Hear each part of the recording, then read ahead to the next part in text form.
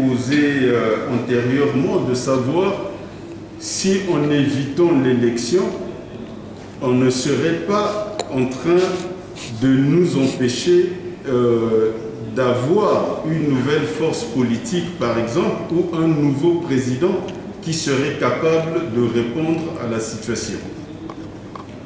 La situation que nous traversons est une situation de guerre. Je l'ai dit précédemment, c'est une guerre économique. Il n'y a pas effusion de sang, on ne voit pas de soldats armés dans les rues, mais nous sommes bien en guerre et le chômage est un élément matériel de ce point de vue. Je dirais, quand vous comptez le nombre de personnes qui meurent dans les hôpitaux parce qu'ils n'arrivent pas à payer des ordonnances, quand vous voyez la malnutrition qui se développe, tous ces éléments vous montrent qu'il y a un ennemi, le chômage, qui est en train de faire des ravages dans la société.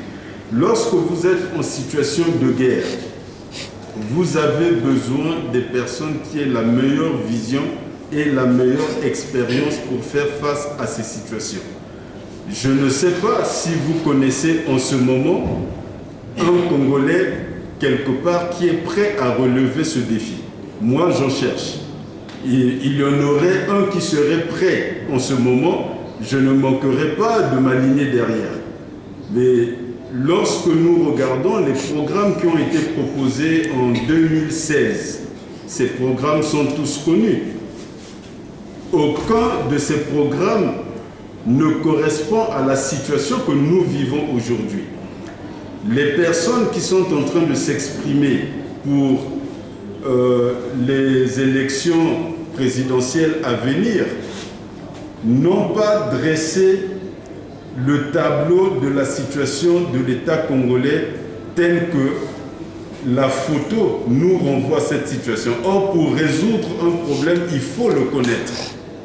Et de ceux qui se sont exprimés, pour ma part, je n'ai peut-être pas tout suivi, mais de ceux qui se sont exprimés, je n'ai pas vu quelqu'un qui ait considéré le mal dans sa vraie nature et qui ait donc proposé un remède qui serait à la hauteur de ce mal. Mais les propositions que je fais sont des propositions soumises à la réflexion de nous tous. Il se pourrait que des Congolais soient capables d'apporter des réponses, pourquoi pas, ils se manifesteront.